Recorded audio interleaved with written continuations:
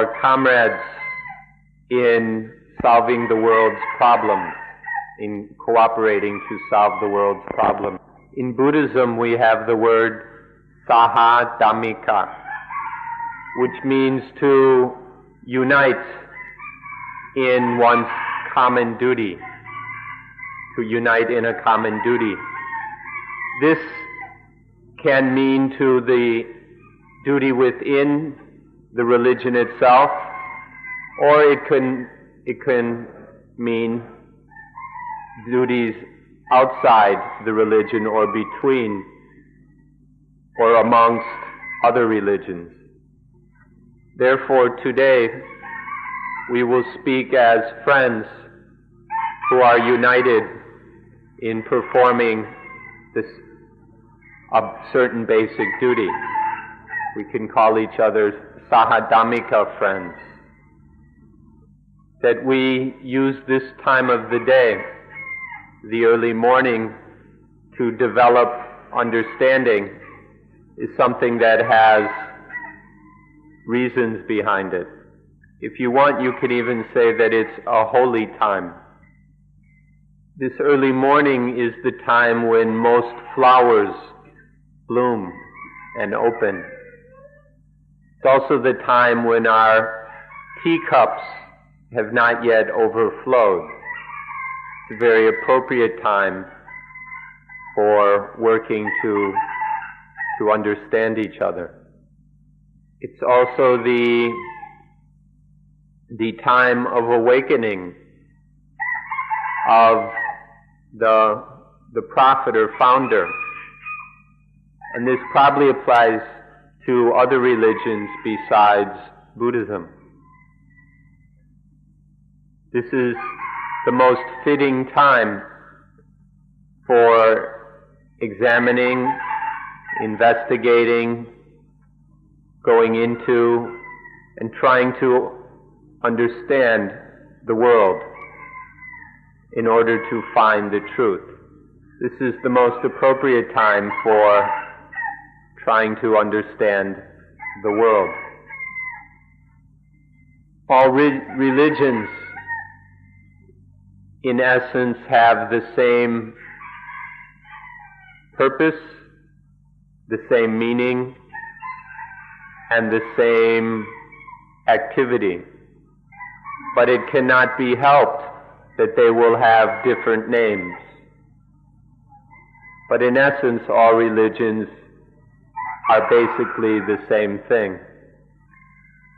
The different religions arise and appear in different times, different eras, as well as different places. And so each religion will have a teaching, and that responds to the culture and needs of each particular time and place. So the symbols and language of each religion inevitably will differ from those of other religions.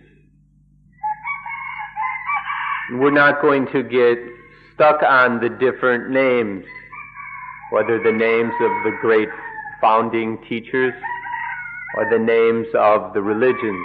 We're not going to attach to these names. We're going to focus on the activity which is the same in both religions, the desire to help the world, the work of helping the world. Even if the methods and means of helping the world differ according to the different times, eras, places, and cultures, and the names, and although the names differ, the languages differ, the heart of all religions is the same. The need, the requirement to help the world. If it doesn't have this aim to help the world, then you can't call it religion. It's not religion at all. Now we will examine certain ways that we can unite and cooperate to help the world. The first thing to take note of is the fact that the world is going to ruin because of progress. It's rather funny that the cause of the world's destruction is being brought about by so-called progress. The world is progressing materially. There is great material progress. And then inwardly, mentally, there is great progress in selfishness, in egoism. There's the outward material development, and in human beings, this tremendous growth of selfishness. Economic development increases selfishness. Industrial development increases selfishness. All the different kinds of development in progress are paths leading to greater and greater selfishness. The word progress, especially in its Latin roots, can mean crazy or insane. So if we're not careful, the progress that we're engaged in can be nothing but insanity.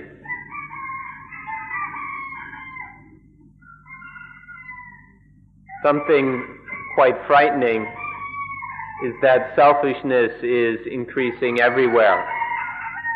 Due to progress, the workers are becoming more selfish. The employers are becoming more selfish. The urbanites are becoming more selfish. The rural people are becoming more selfish. In short, we can say that all the people are becoming more selfish, are growing in selfishness. Selfish people elect selfish representatives and members of parliament. And so we end up with parliaments, with congresses, which are selfish. And when these selfish governing bodies are elected, then they set up governments, the governing parties and the governments, which are selfish. When this is the case, what then will be left that can be unselfish? Where will we find any unselfishness in such a situation? The one who is selfish aims solely for his or her own benefit. And so then they're unable to listen to others. They can't really hear the needs and the feelings of others.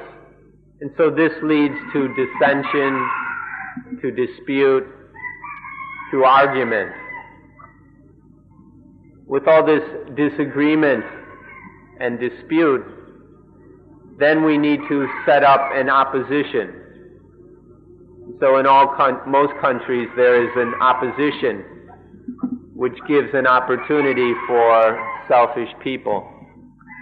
We'd like to take a little time to examine the danger and harm of the selfish person, to see how great or little the danger is of selfishness. The selfish person is lazy. They're too lazy to do their work and their responsibilities, and therefore they're taking advantage of others and society. They're full of envy and jealousy. The selfish person doesn't carry out his duties, yet he claims rights beyond what is what is fitting. He claims more rights than he actually deserves. The world is filling up with pollution because of selfish people. The destruction of nature, whether the earth, the plants, the forests, or animals, this is done exclusively by selfish people. Traffic accidents, both on the streets and highways, but even in the air, these are the result of selfish people. Sexual crimes are doubling and tripling because of selfish people. Both very dangerous and harmful diseases, as well as drug addiction, are increasing and doubling because of selfishness in people. Each country is afraid that it will lose some political advantage because they're so concerned or worried about losing political advantages. They don't bother to think in any genuine way about peace. None of these countries really care about peace because all they care about is not losing any political advantages. There isn't one country in the world that is truly interested in world peace. Each of them are solely interested with their own progress and material development. So these days, we're all much more interested in economic matters, politics, the ending of the Cold War, and all these kind of things, far more than we are interested in world peace. All these different kinds of wickedness, of lowliness, are the results of selfishness. All of this can probably only be corrected through religious ideals or through the return of religion. World peace will remain impossible and out of reach until there is genuine cooperation amongst religions.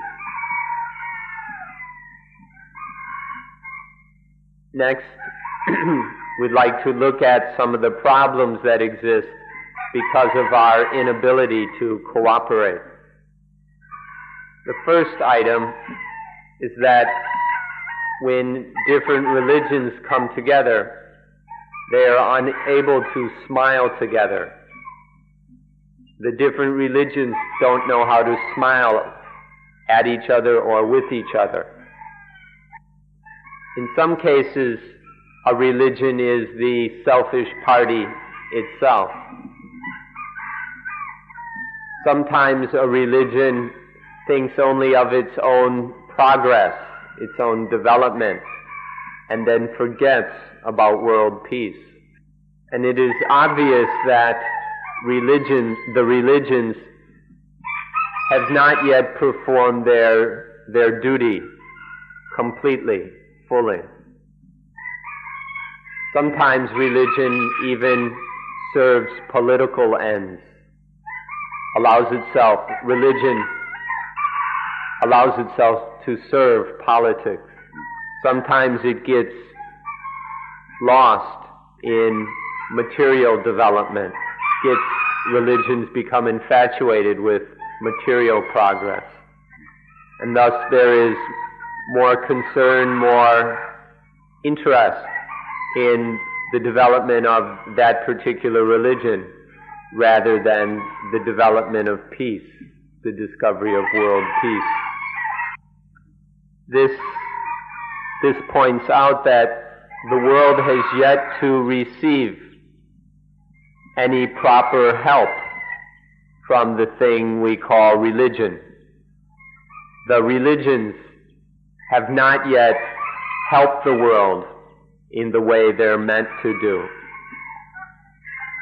The religions have not yet performed their duty of eliminating selfishness from the world, due simply to the fact that the religions are more interested, more concerned with their own progress and advancement.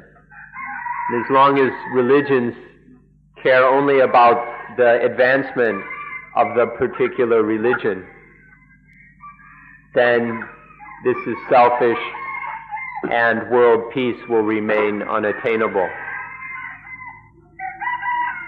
Please allow us some time to examine this item, this subject particularly. It is a fact that religion appeared in this world for the sole purpose of removing selfishness within this world. If there was not selfishness in the world, if there had not been selfishness in the world, religion never would have had an opportunity to appear. Religion appeared in this world because the selfishness of people in this world compelled religion to appear.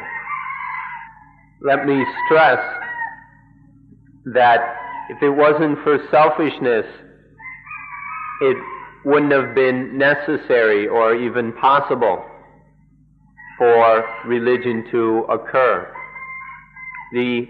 What made religion necessary was selfishness, human selfishness. If we go back and examine early history, or even prehistory, we'll be able to see that all forms of religion, all religions, even the very early ones, even Judaism, the oldest of the great religions, that even this was a result of selfishness, that back long ago people saw it was necessary to gather, to work together, to overcome selfishness. And so there arose religion. When the world is full of selfishness, nature will automatically force a prophet or a great religious teacher to appear. But this is a response of nature to the situation in the world. But we can also express it in the very beautiful and poetic terms that God sent the prophet into the world. The highest supreme law of nature, which has the same meaning as God, forced or compelled there to be a prophet, the great religious teacher, in order to deal with the selfishness in the world. In groups of people who believe that there is a self or soul or something, then they are taught to surrender this self, this soul to God. This will eliminate selfishness. Buddhism, however, teaches that there is no self. There is nothing. The thing we call a self is not really a self. That no true self or soul can be found. But this too can eliminate selfishness. Although the causes and origins may differ, the result is the same. The result that selfishness is eliminated, so that selfishness is removed from humanity, in order that there can be world peace. There's no need for us to argue about this point. Just let each of us understand what it is to be unselfish, to teach unselfishness, to live and practice this teaching of unselfishness, so that in this world this can actually be put into practice in order that there will be peace. The word sasana, or religion, means the survival or the salvation of humanity. The meaning of religion is the survival or salvation of humanity. When we learn religion, we learn unselfishness. When we practice religion, we practice unselfishness. And when we receive the fruits or gifts of religion, then we receive the reality of unselfishness. This is the pariyati, patipati, and pativedta aspects of religion. All of them have unselfishness at their core. The selfish person cannot enter the kingdom of God. The selfish person cannot realize Nibbana. In short, the selfish person cannot find or reach the goal of his or her respective religion. Every religion in the world must hold to the basic principle that its duty is to eliminate selfishness.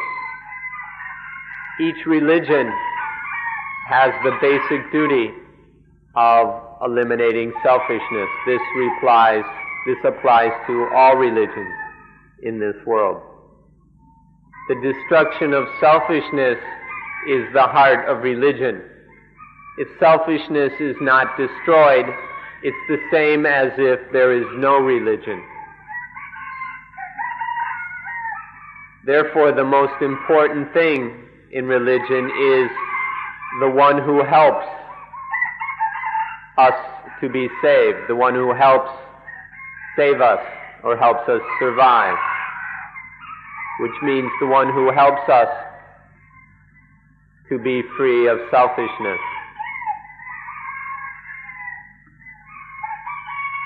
Whether we talk with all the great religious founders, as well as the gods or gods who are spoken of in personal terms, all of these are the ones who help us to get free of selfishness, the ones who save us from selfishness.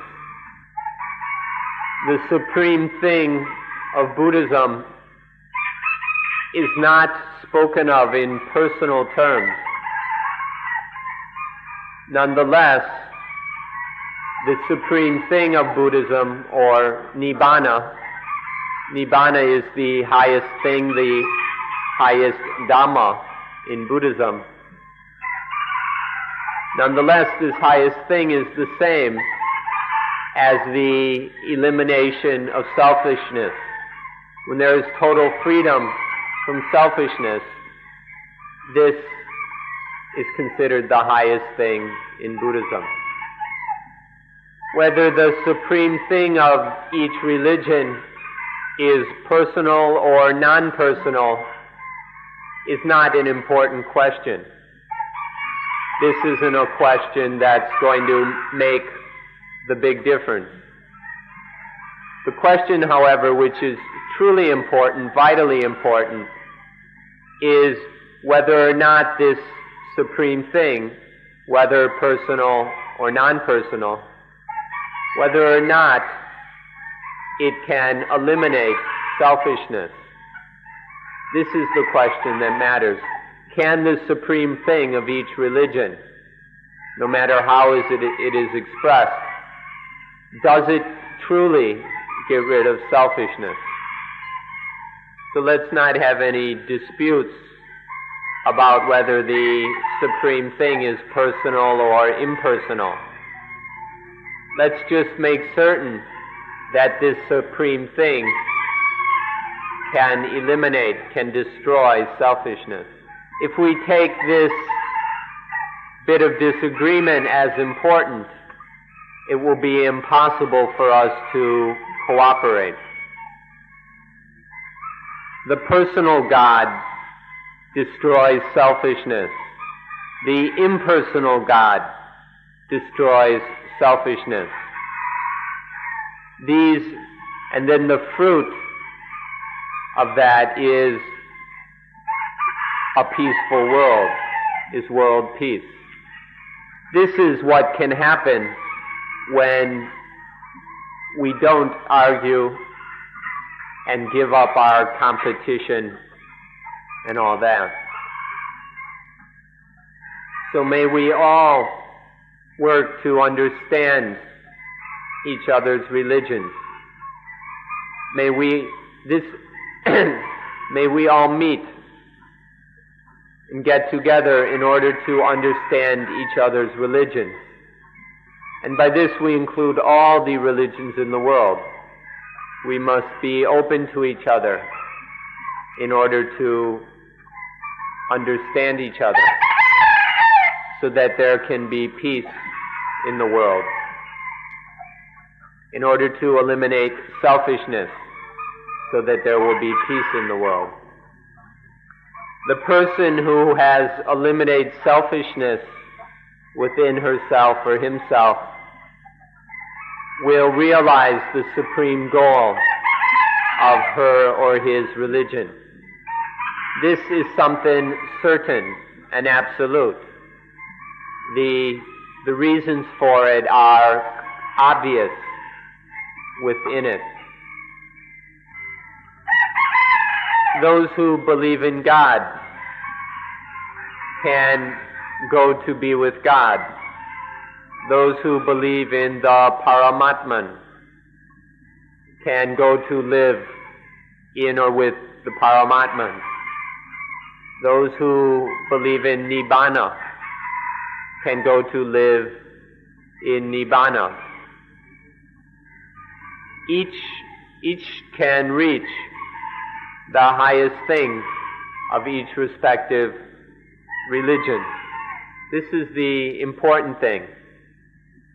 And the goal of each religion will be reached, will be fulfilled only by climbing a ladder. And in all cases, this ladder is the elimination of selfishness and egoism. I'd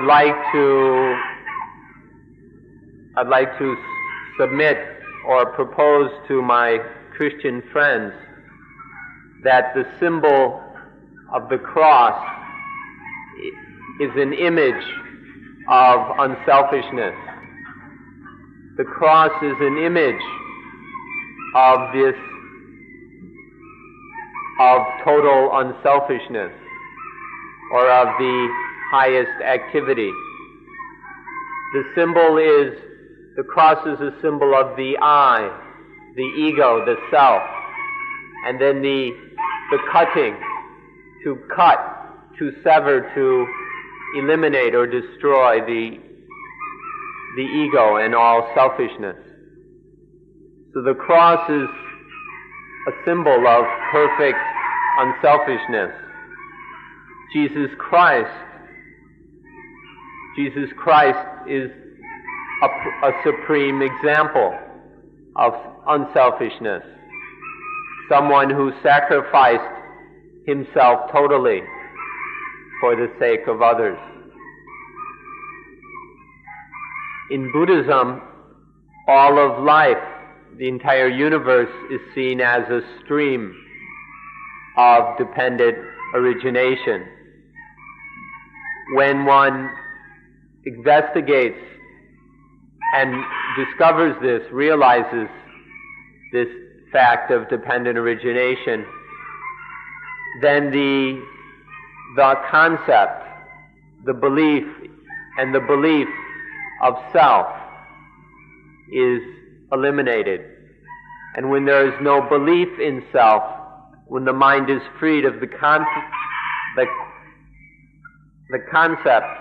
of self, then selfishness has no way of arising. So by seeing the flow of dependent origination, selfishness is eliminated automatically. All all concepts of self, all beliefs in self arise from foolishness, from blindness. We can say that they arise due to a lack of knowledge and understanding of the things we call the instincts. The instincts are knowledge which is inherent, which is natural. But these instincts are lacking in sufficient understanding. And so the concepts of self arise, the beliefs in self arise, and then all the selfishness that arises from this. So all of this selfishness has its roots in blindness, in ignorance. Because in fact, the self does not exist. The self is merely a misguided concept, an illusion. When this fact is realized, the ground is removed from under selfishness. There is no way that selfishness can exist. The instincts develop in a way of increasing ignorance. The instincts at first develop without proper wisdom, and then they grow in wrong understanding, until there arises the illusion of self, this misunderstanding that there is some permanent individual self. And then this grows further through ignorance into selfishness. When this concept of self arises, then there is the self who receives, the getter, the receiver. There's the self that gives, the giver. There's the taker. There's the one who acts, the actor. And so once this concept of self arises, all aspects of human life are seen as self. As I do this, I do that, I get this, I lose that, and so on. And then out of this arises all selfishness. Selfishness is rooted in our illusions of things. When this illusion of self arises, when we are infatuated with the positive or the negative, we experience things in this dualistic way. Because of our ignorance, we discriminate things as good and evil.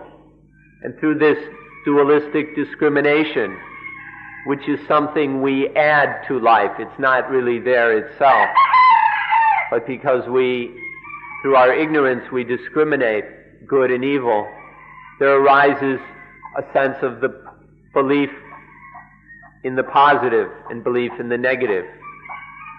And when we are infatuated with the positive, then there appears a positive self. When we're trapped or lost in the negative, there arises a negative self. This positive self is selfish in a positive way. This negative self is selfish in a negative way. But in both cases, it's selfishness arising out of our fundamental illusions. about this good and evil, about there being a self. And out of this ignorance, this lack of proper understanding, there arises selfishness, positive and negative forms of selfishness. Every religion teaches that we should not be deluded by positive and negative. This is a fact that we must investigate until we realize it fully. If we have not fully penetrated this truth, then we have not really understood our own religion. Our understanding of each religion, whatever religion we follow, is complete only when we fully realize that it teaches us not to be deluded by positive and negative. This is very clear at the very beginning of the book of Genesis. In the second chapter of Genesis, God warns Adam and Eve, the first pair of human beings, not to eat the fruit of the tree that leads to discriminating good and evil. God very clearly warns humanity not to eat that fruit that leads to the knowledge of, the ability to discriminate good and evil. But this pair didn't listen. They went and ate the fruit. And so they fell into this kind of discrimination, which led to the delusion of good and evil. This was the original sin. The original sin was the discrimination of good and evil. And since our first ancestors fell into this sin, all humanity has been discriminating good and evil ever since. In the Taoism of Lao Tzu, there is the teaching to not be deluded by the positive and negative, or as they call it, yin and yang. Not to be deluded by yin and yang. Otherwise it gives rise to a positive self and a negative self, and all the selfishness that arises from that. Hinduism teaches not to get stuck in punya and papa. Punya and papa is good and evil, or positive and negative once again. They teach if you get stuck in good and evil, in punya and papa, then you'll never make it to Paramatman. One won't enter Paramatman. And so, once again, we find the teaching of not being deluded by positive and negative. And in Buddhism, we are taught not to be deluded by kusala, the wholesome, and akusala, the unwholesome, which is the same as good and evil. That both good and evil, both the kusala and the akusala, are a flow of dependent origination. They're just this flow of dependent origination. If one doesn't see this and attaches to the wholesome and the unwholesome, then there arises the positive self and the negative self. And then dukkha. Dukkha, or suffering, mental conflict, arises through this attaching to things which are in fact just a flow of dependent origination. Nibbana is beyond the influence of duality. Nibbana is beyond or above all the influence and effects of dualism and dualistic pairs. if we are still trapped in duality, we are still deluded by positive and negative, good and evil, or any of the other dualistic pairs, then one will not realize, one does not experience Nibbana. Notice that we haven't used the word balance or between, but we speak of being above and beyond good and evil, positive and negative. If we're just between good and evil, or having a balance between positive and negative, then it's still on the same level. And that's not freedom. Nibbana, or life, must be above, beyond all the dualities. All of our friends in this world are more and more deluded by positive and negative. People are more caught up in and infatuated in this. This delusion and infatuation with positive and negative is an addiction. It's an addiction far more than any addictive drug. To be addicted to the positive and negative is far worse. The material addictions, the physical addictions, are not anything, are really not that much, especially for most people. But this spiritual addiction to positive and negative, this is far worse and causes much greater destruction in this world. Therefore, to help our fellow humanity escape or get free of this positive and negative means to help them get free of the power, to escape the power and influence of positive and negative. Modern education supports and promotes the delusion of positive and negative. The reason for this is because religion has been removed from education. Religion makes us more intelligent, makes us wiser, so that we see through the illusion of positive and negative. But education which is non-religious, which is lacking true spirituality, leads to promotes greater infatuation and delusion with the positive and the negative. So now we have this education that can take us to the moon. But being able to go to the moon hasn't done a thing for world peace. The ability that's gone into going to the moon hasn't been used or transferred in any way to developing world peace.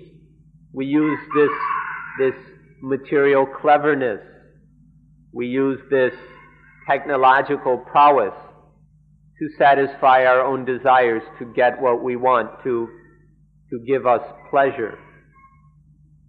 And so it's accomplishing nothing in terms of freeing humanity, freeing the world from selfishness.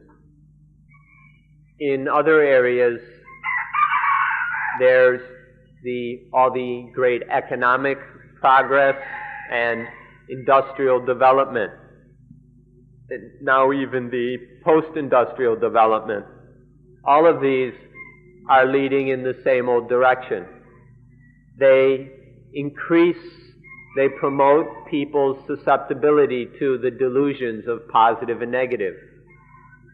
Modern industry, technology, all of these things encourage us to be trapped in the positive and the negative. And so this promotes a more and more selfish world. The spread of this modern economy, modern industry, and modern technology is very effectively promoting greater and greater selfishness. So the result are greater and greater delusion with positiveness and negativeness. And from that results increasing selfishness in almost all areas of human life and in all corners of the world, now that this so-called progress in civilization is becoming ubiquitous. We ought to be able to help our brothers and sisters around the world to get free of this terrible power of positive and negative by relying upon the power or the, I almost say, magic of the thing we call religion, especially each of our particular religions, which we'll examine next. We must all have some form of meditation or prayer, if you will, which is capable of getting us out of, freeing us from the positive and negative. There must be some truly religious form of meditation within each religion that will enable human beings to get out of the power, get free from the power of positive and negative.